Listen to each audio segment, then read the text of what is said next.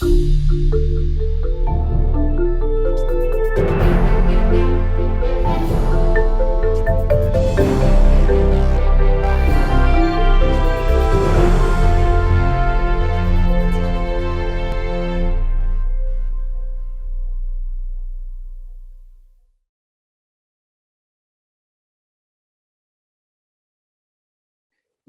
Did you all notice when you were writing these? I mean, I think it's quite extraordinary, and there's so many poems. I mean, Amy's certainly, and many of your poems are just wonderful examples of this. How the syntactical parallelism of anaphora allows you to bring together just an enormous amount of material without the need to set the various items in a prioritized relationship to one another. People talk about a distinction between hypotactic syntax and paratactic syntax, with hypotactic syntax being syntax that establishes some things as being more important than others, or some things having a causal relationship to others. Like, it was raining outside, so I decided to bring an umbrella, is hypotactic syntax. But if you were to say, it was raining outside and I decided to bring an umbrella, it's paratactic. You're setting the two things alongside one another without establishing any kind of logical relationship between those two terms. And anaphora has, it's built on that sort of parataxis. And so you have all these things that you can bring into the field of view without needing to specify really how they relate to one another. And I find it wonderfully freeing, both to write and kind of exhilarating to read and hear the way that a whole narrative or a whole story can come together just as a series of little bright flashes that all kind of together form a kind of composite image. Something else I think is remarkable about anaphora, and I'm sure some of you must have felt this, is once you get going with it, it becomes like an engine that just moves the poem forward. You're always just reaching for the next line. It's almost impossible to have writer's block when you're working with anaphora. The poem just, sometimes you have this intoxicating feeling that the poem is just writing itself, and that you're just putting down, you're just just taking transcription. In fact, I think most structural elements in poetry can work that way. I think that alliteration can work that way, and a syllable count can work that way, meter can work that way, rhyme. Even if you just very short and long lines, it can have that effect where it somehow, you're attending so much to the pattern and to the structure that you almost can't really, you can't even worry about what the poem is saying or where it's going or what its total message is going to be or the story that it's going to tell. And of course it does tell a story, it does have a meaning because it's made with words, but the meaning sort of ends up sneaking up on you a little bit because you have to just kind of move line by line or word by word. And for me, that really is one of the great mysteries and pleasures of writing poetry. For me, that's really right at the heart of it.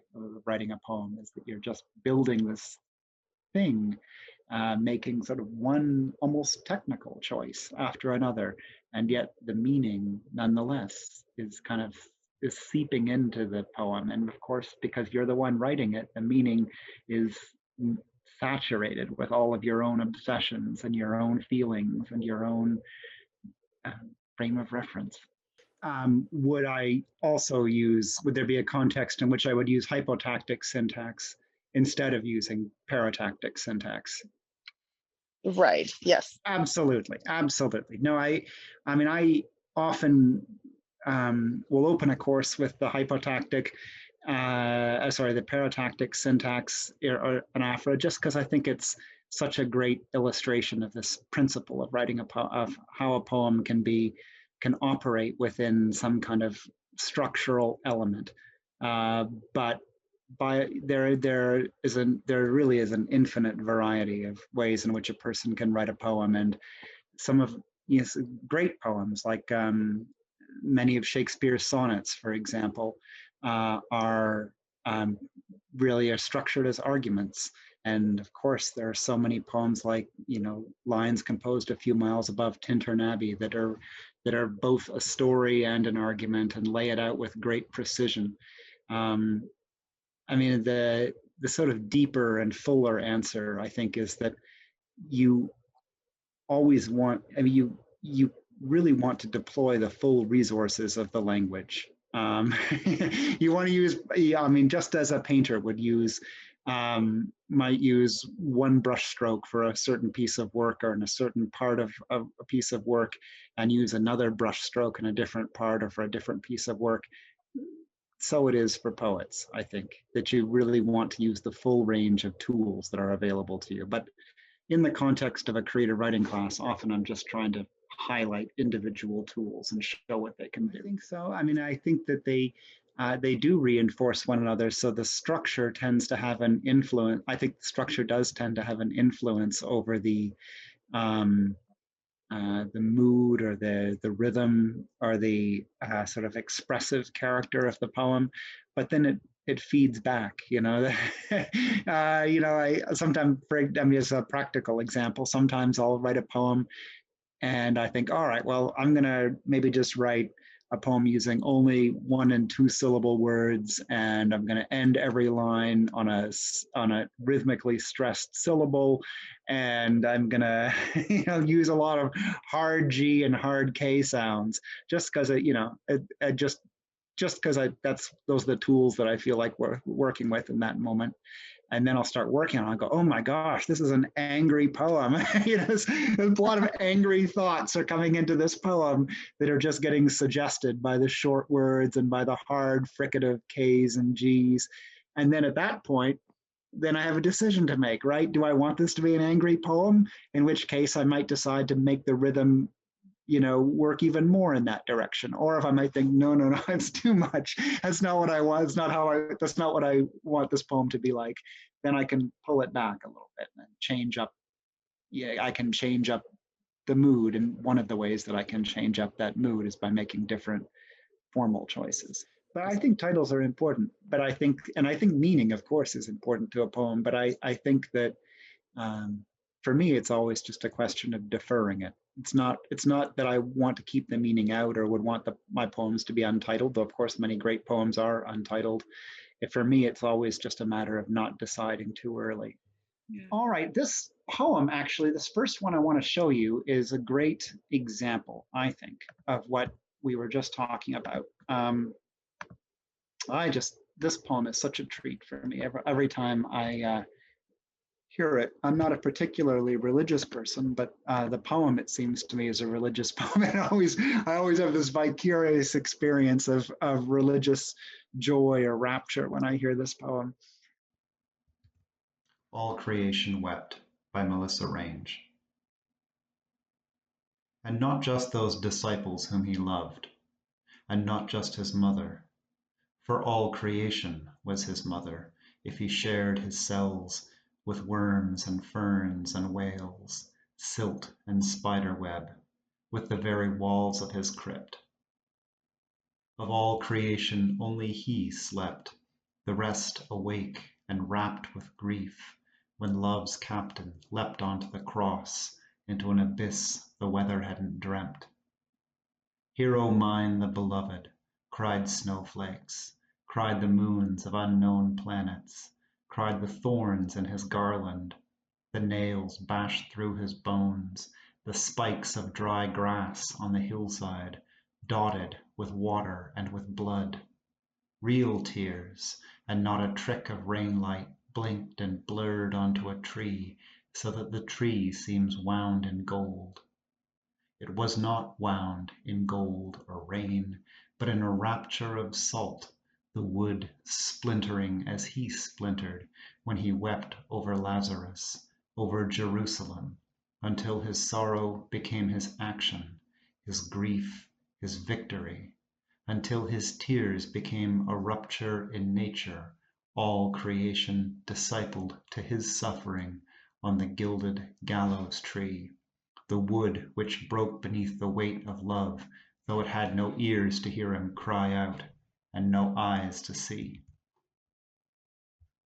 For me, there are just so many pleasures of sound in this poem. I love the, I love the part that begins, "Hero mine, the beloved, hero mine, the beloved, cried snowflakes, cried the moons of unknown planets, cried the thorns in his garland, the nails bashed through his bones, the spikes of dry grass on the hillside, dotted with water and with blood." And I love the part, in his those last few stanzas, until his sorrow became his action, his grief his victory, until his tears became a rupture in nature, all creation discipled to his suffering on the gilded gallows tree. You can really hear that alliteration there, right? The gilded gallows tree. Um, and I would be curious, I forgot to say it last week, but I'd encourage you for all of these poems to read them aloud when you're reading them. If you're not already doing that, it'll really add to your pleasure in the poems if you're not just reading them in silence, but are hearing them. But are there things that you noticed as well, moments of sort of uh, uh, oral sort of richness within the poem? Yeah, great. And worms and ferns. So this would be an example of assonance. So assonance is sort of a more alliteration is a term that probably you've all encountered at one time or another. And alliteration refers to beginning words with the same consonant sound. Like so, it's a little bit like anaphora, but with on a finer grain version of anaphora. So silt and spider web both begin with S. They both begin with that sibilant sound. And it's actually, interestingly, it refers to the sound, not to the letter. So cease and silt also would be said to alliterate with one another, even though cease begins with a C rather than an S. And you would not speak of cease and cake alliterating, even though they both begin with C. And so that's alliteration, but alliteration itself is a more specialized form of something that's called assonance, which is just a repetition of consonant or vowel sound. And so those worms and ferns, right? We have the same, pretty similar vowel sound, worm and fern. I think it's the same phoneme, even though worm is O and fern is E. And then we have the R and the R after it, worm and fern. So we're getting that they have an assonant relationship to one another. And same with those slept, rap, crept. Absolutely. And you can see how she's doing what you all were doing with the anaphora, right? You can see it so clearly that she's reaching, that she's allowing the rules of the game to suggest words to her that she's binding into the fabric of her poem. So I don't know. I mean, I don't know if it's the sense that I take from it is that she's characterizing, is that she's characterizing Christ as love's captain. I don't, I have always assumed that it's an allusion to something very specific. And if it is, I don't recognize the allusion myself. But I certainly, Christians speak of Christ as an embodiment of love or a personification of love. So that Christly love, or that Christ is love. And so that's the sense that I take from love's captain. But whether it's a more particular allusion to some other context in which someone calls him that, I don't know. Yes, and notice how this poem we talked earlier about how a poem can bear out an argument. Jamie, was it you who asked about that? Whether a poem can be an argument as well and can use hypotactic syntax as well as paratactic?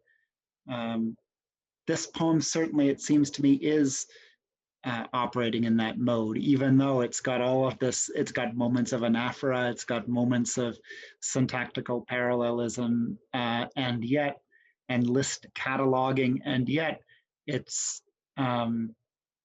bearing out an argument, it seems to me. Like it's saying, it's taking this one phrase, which I think is from The Dream of the Rood, this a medieval poem about the sort of vision of Christ's crucifixion. And it's taking this one line, all creation wept. And it's just kind of digging into that line and imagining what that would imply. All creation wept. Everything in the world was crying in this one moment. Not Christ who's lying in his crypt, but everything else in the world is weeping in that moment. And the poem's just taking that as a metaphor and running with it and sort of saying, this is what one must believe. Let's look at another poem. As always, all these poems are so good that I hate to rush through them. But on the other hand, there's so many other good poems to look at. So let's have a look at "Facing It" by Yusuf Komunyakaa. Facing It by Yusuf Komunyakaa. My black face fades, hiding inside the black granite. I said I wouldn't, damn it. No tears. I'm stone. I'm flesh. My clouded reflection eyes me like a bird of prey, the profile of night slanted against morning. I turn this way. The stone lets me go. I turn that way. I'm inside the Vietnam Veterans Memorial again, depending on the light to make a difference. I go down the 58,022 names, half expecting to find my own in letters like smoke. I touch the name Andrew Johnson. I see the booby traps, white flash.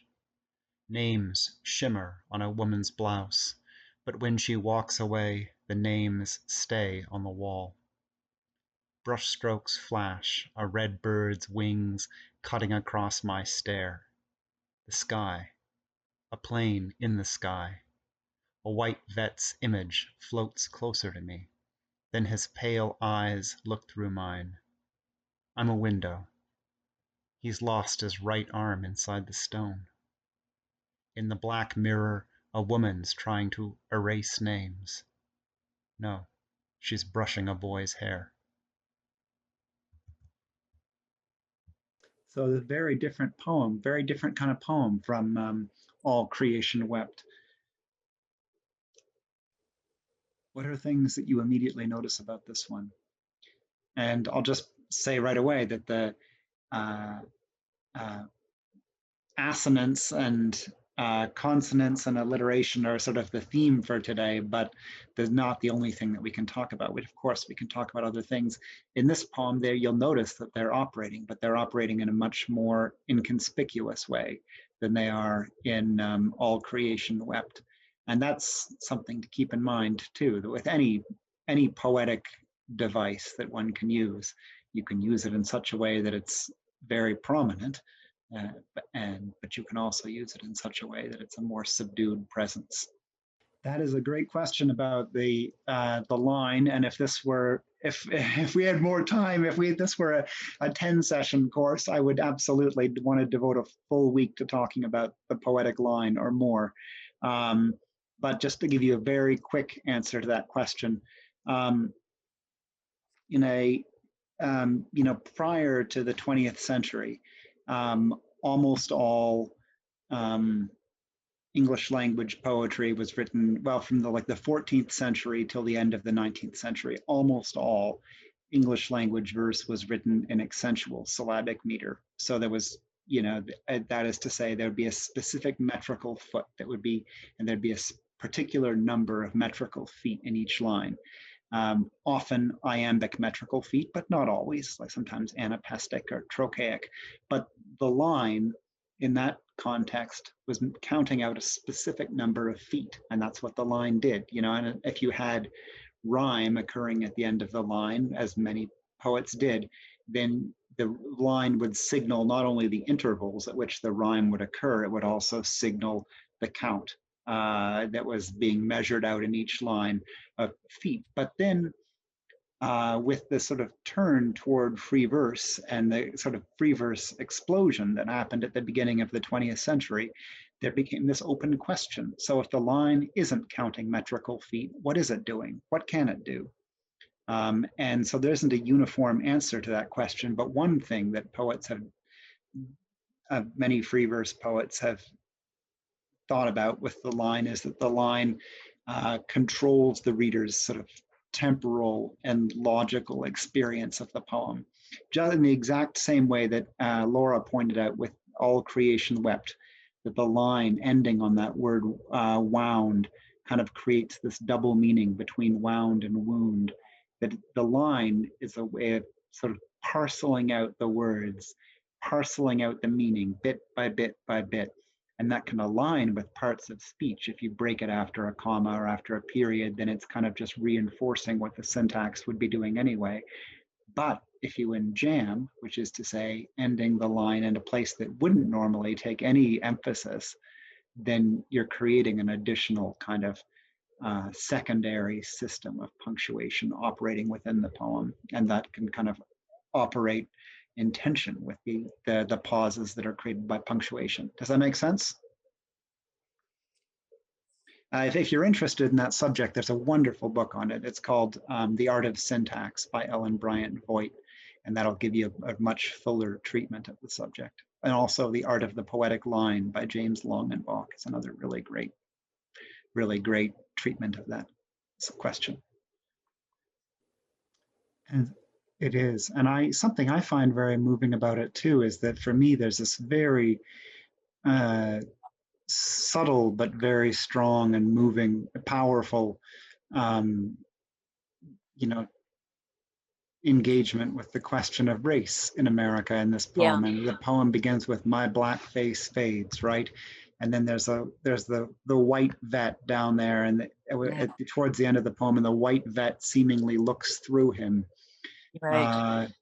And of course the monument itself is black. And so I feel like there's this really wrenching question that's being asked here about whether here are these black and white soldiers who are all being remembered in common and are all together here on this wall in death. And so it seems to me like part of the poem finds that beautiful, and part of the poem is suspicious of it and doesn't think that that's possible, or doesn't think that that's true, and I feel like the poem's digging into that question of whether of whether there is this kind of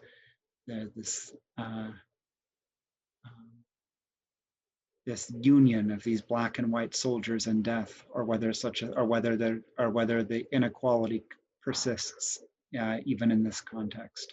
I would say that I think intent is always such a slippery question when it becomes to poems, because sometimes and again, just as an analogy to another creative art, we sometimes if you play something, if you're composing a piece of music, you might hit on a sequence of notes and think, yeah, that's right, that's exactly right, that's what I want, and we can speak about those, we can listen to that piece of music, and if we're musicologists, we can talk about why it sounds good, and there are reasons why it sounds good, but that doesn't mean that the composer in the moment of composition was thinking very deliberately, okay, well, this is the chord progression that I'm going to have in this moment.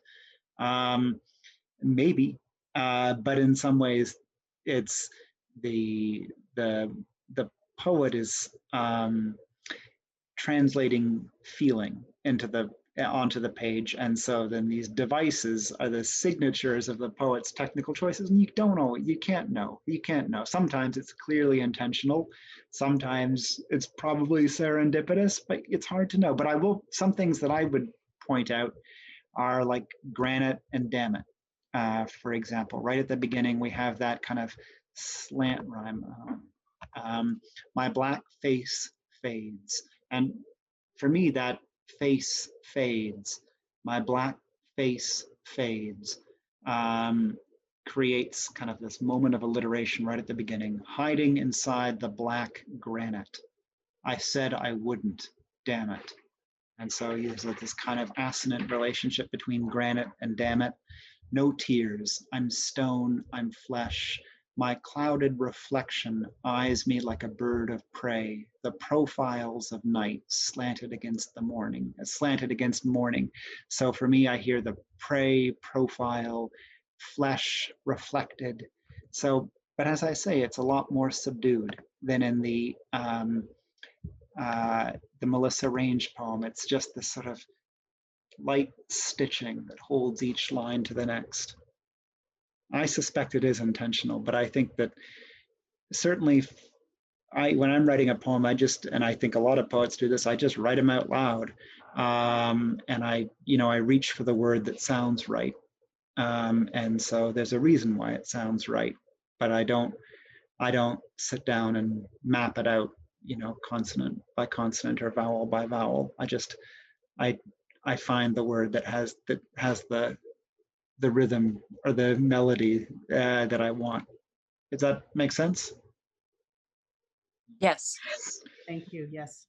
Well, it's 6:53. Let's look at one more, and then I'll give you a prompt. Atlantis, a Lost Sonnet by Evan Boland.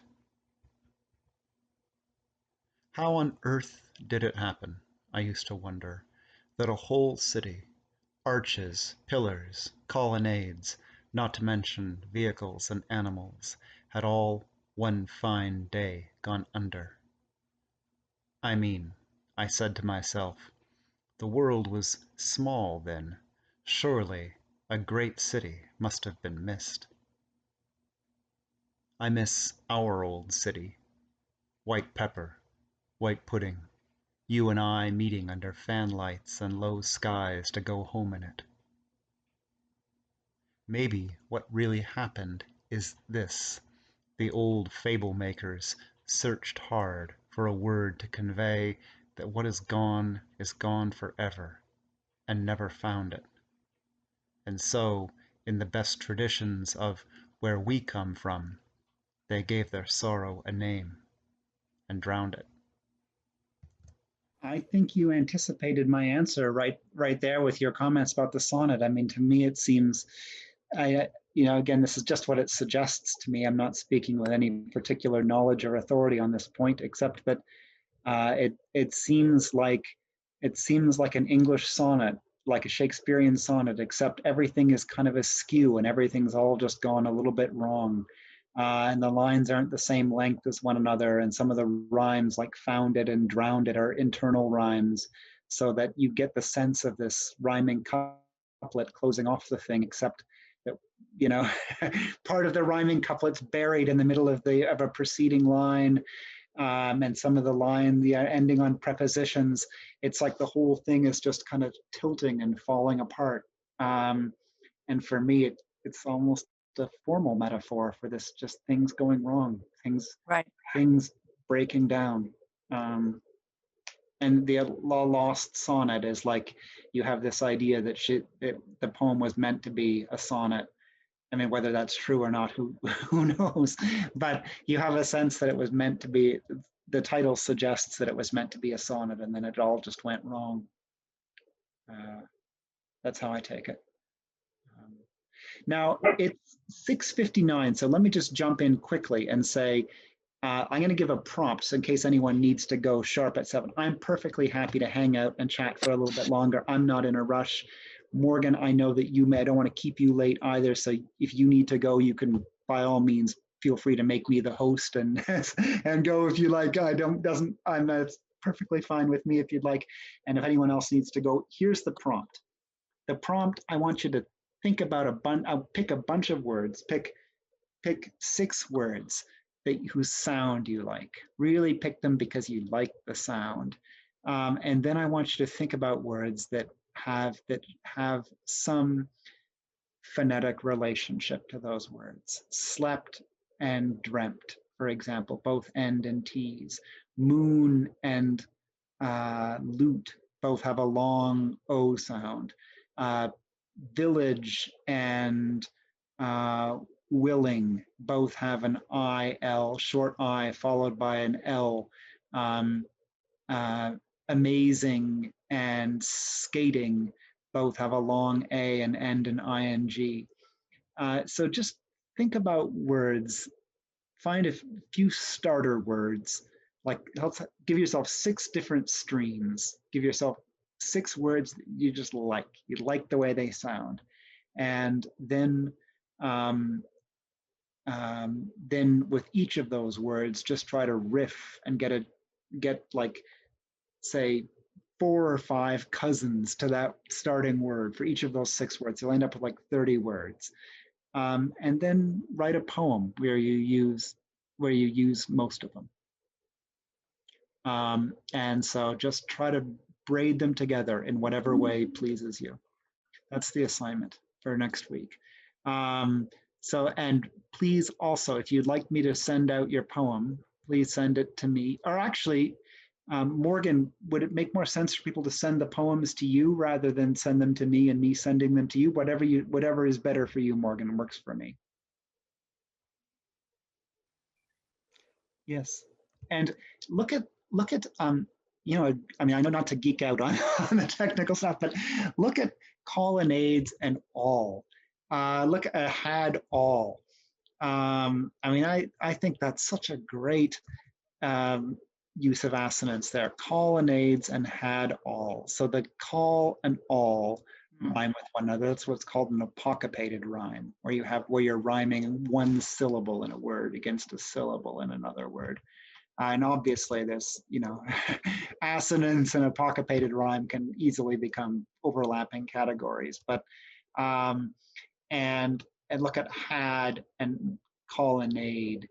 And then we've got wonder and under in lines 1 and 4 at the end of the first and fourth line. So we've almost got the kind of ghost of an ABBA quatrain that you would encounter in a sonnet, except again, it's all a little bit wonky. Yeah. Well, you know, I mean, this is just I've been I guess writing or teaching creative writing or in creative writing classes most of my adult life. So I don't remember who taught the word to me, but I must have picked it up somewhere along the way in a book on rhyme, I suppose. Huh? Yeah. Maybe The Poet's Companion by Kim Adonisio and Dorianne Locks, but I might be wrong. Right.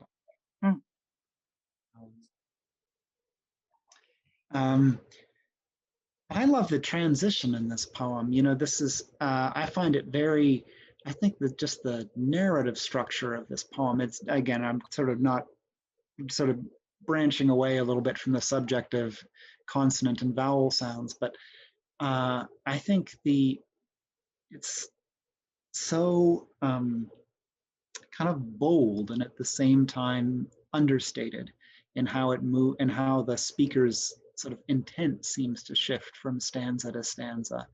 You know, the first stanza just gives us this speculation. How on earth did it happen? I used to wonder that a whole city, arches, pillars, colonnades, there's that paratactic syntax, right? Arches, pillars, colonnades, not to mention vehicles and animals, had all one fine day gone under. I mean, I said to myself, the world was small then. Surely a great city must have been missed. And so here we have this idea about the implausibility of the whole Atlantis story.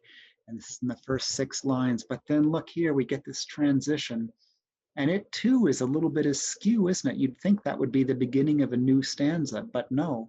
It's it's sort of this change in the speaker's thinking, or the subject of the poem occurs in the last line of the second stanza. And notice how that contributes to that feeling of everything being a little out of alignment, but also it buries the transition so that we don't actually notice the transition. We don't think, oh, that was a big jump, which we might if it were at the beginning of the next stanza. Instead, it just seems like it's all naturally and organically held together.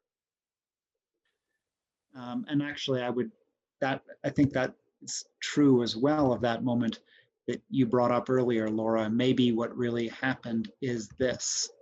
Look at how much, look at how much more pressure would get put on that if we had line, if it were indeed breaking after that colon. Like imagine maybe what really happened is this. Imagine that as one line, a single line with maybe at the beginning of the line and that colon at the end. Then it would just seem so heavy handed, I think. Maybe what really happened is this, bam, I'm going to lay it on you, reader. But no, she breaks it up into three little bits and puts them on separate lines. So again, maybe what really happened is this. It somehow gets rhetorically muted because it's chopped up in that way, I think.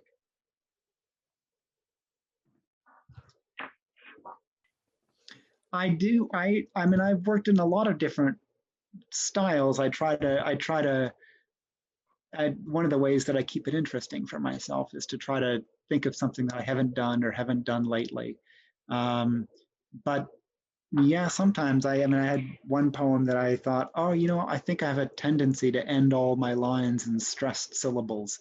So I thought about what are some words that I would never stick at the end of a line? Uh, and so I came up with a long list of them and then thought, all right, I'm going to try to, so recycling, that's a word that I wouldn't use, put at the end of a line. Uh, our luncheon. There's a there's a word that I wouldn't put at the end of a line, and I did come up with a list of them. And I thought, all right, now I'm going to try to write a poem where it works, where it seems like it, where it doesn't seem silly or like a wrong move, but it seems like the right move. And then I felt like it was a different kind of poem than anything I'd written before. It's had a different tone than the poem. If you're curious to look it up, it's called Wind. If you look up James Arthur and the poem Wind, you'll find it, and it's that. Well, should we look at Auden as I walked out one evening? Great. As I Walked Out One Evening by W.H. Auden. As I walked out one evening, walking down Bristol Street, the crowds upon the pavement were fields of harvest wheat. And down by the brimming river I heard a lover sing under an arch of the railway, "Love has no ending. I'll love you, dear, I'll love you, till China and Africa meet, and the river jumps over the mountain, and the salmon sing in the street. I'll love you till the ocean is folded and hung up to dry, and the 7 stars go squawking like geese about the sky. The years shall run like rabbits, for in my arms I hold the flower of the ages and the first love of the world." But all the clocks in the city began to whir and chime. Oh, let not time deceive you. You cannot conquer time. In the burrows of the nightmare, where justice naked is, time watches from the shadow and coughs when you would kiss. In headaches and in worry, vaguely life leaks away, and time will have his fancy, tomorrow or today. Into many a green valley drifts the appalling snow. Time breaks the threaded dances and the diver's brilliant bow. Oh, plunge your hands in water, plunge them in up to the wrist. Stare, stare in the basin, and wonder what you've missed.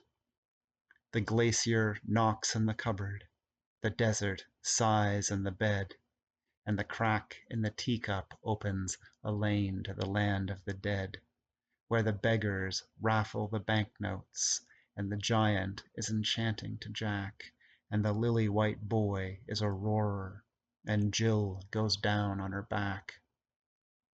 Oh, look, look in the mirror, oh, look in your distress. Life remains a blessing, although you cannot bless.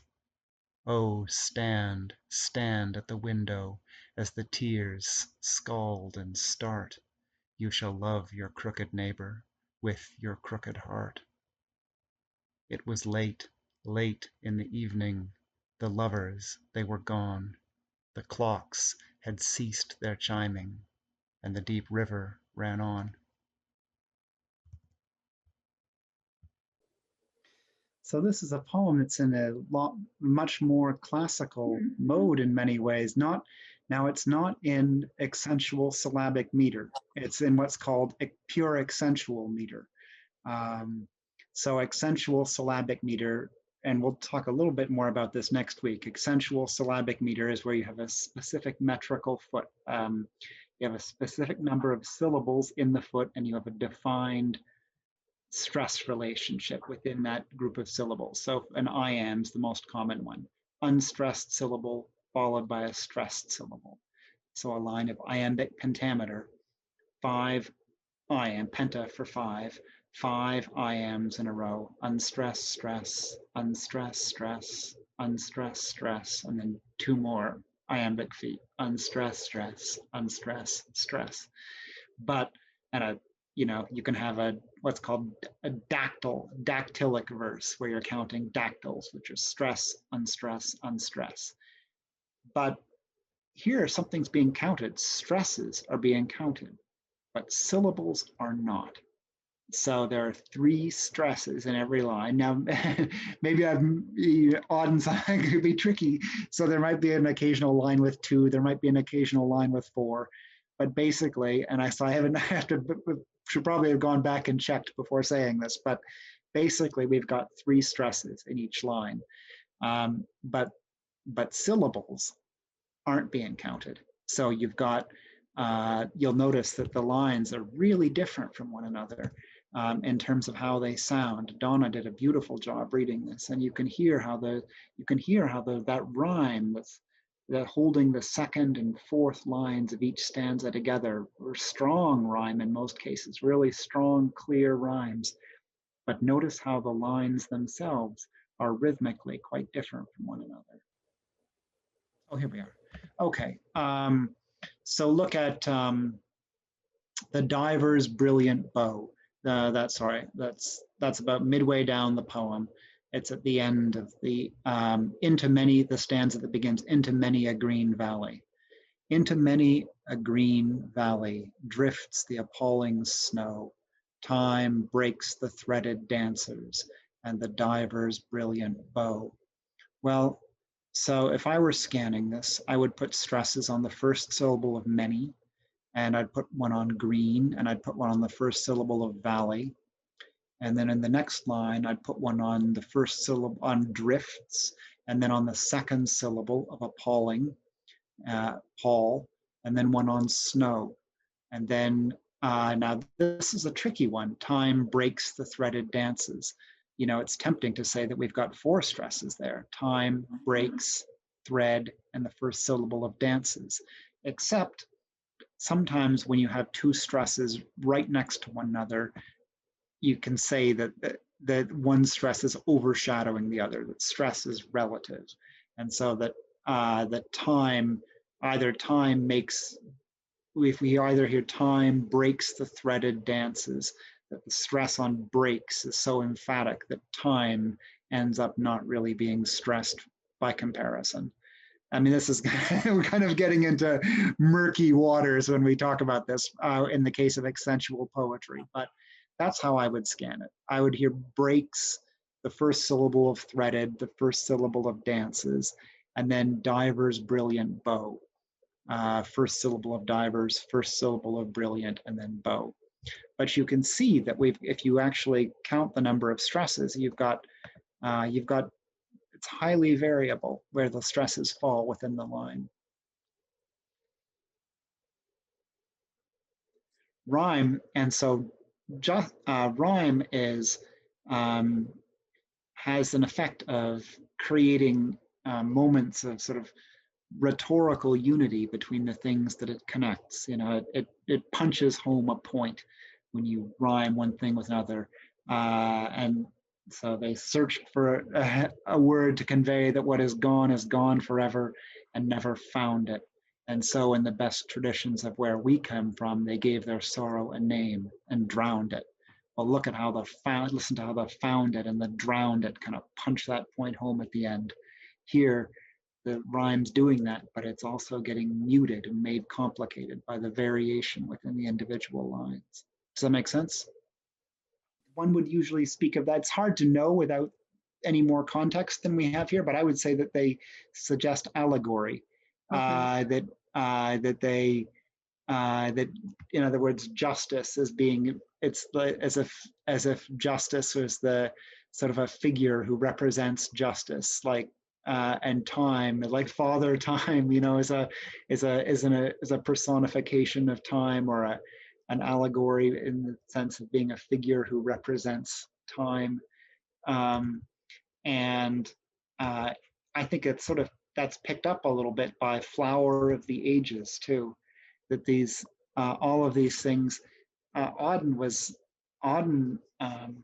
one of the things that I find marvelous about his poetry is he was almost like a magpie. He just had a delight in all the different registers of and styles of language. So he would often take something that was highly poetic and highly literary, and then would pair it with something that was so vernacular and so colloquial that, at least by the standards of his age, there might have been people who would think that it didn't belong in it was too low to be in a poem.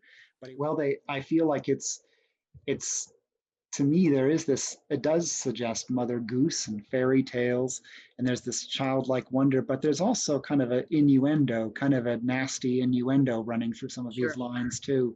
Like the giant is enchanting to Jack, and the lily white boy is a roarer, and Jill goes down on her back. All three of those lines, to me, it seems like have a strong suggestion of sort of sexual double entendre. And so that's kind of merged with the the fairy tale the fairy tale references to Jack or Mother Goose, to Jack and Jill, and Jack and the Beanstalk. So again, he's mashing together these two things. And then for all of its play, and it's a terribly playful poem, but then for all of its play, it's going somewhere rather serious. Because the poem is a dialogue between love and time, right? And the love says, I'll love you forever, and nothing can conquer our love. And this is the first love. This is the first and best love of the world. And no one's ever experienced anything like this. And we're immortal. We're Romeo and Juliet. And then time is saying, nope. And time coughs when you would kiss, right? And time is there with its message of doom and gloom and pessimism and says, nope, sorry. And these are the two voices that are in dialogue with one another. But then the poem is ending somewhere rather different in those last three stanzas, I think. Oh, look in the mirror. Oh, look in your distress. Life remains a blessing, although you cannot bless.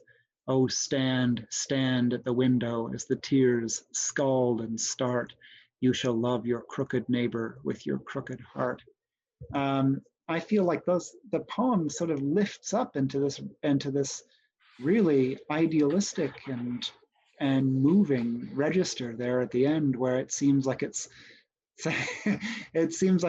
on the one hand is offering a very pessimistic vision of what life offers and what is possible, and failure, and we don't get what we want and we die, but then it says, nonetheless, life remains a blessing, although you cannot bless, and you shall love your crooked neighbor with your crooked heart. It seems to be saying that we have to love one another anyway, and that's where the beauty and the truth and the meaning have to come from, is that we love one another even though it's a broken world, an imperfect world. So I find it very moving, but like so many of Auden's poems, it's awfully slippery in terms of that there's so many different tones and so many different ironies and so many different registers of diction. You can never quite tell when he's joking around and when he's not. Yeah, earlier in the class, someone asked about, whether in my own composition process, I'll just write in a particular form or a particular project for a poem. Auden really was the exemplar of that. Auden just had a seemingly endless appetite and enthusiasm for writing in every conceivable style, every conceivable form. Just he was a real polymath as far as verse craft is concerned. He just seemed to relish writing in every possible form and finding a way to make music in every possible verse form. Even free verse, though that's not what he's known for. But yeah, even in some of his early books are enormously experimental. They're not, again, not what he's known for, but yeah,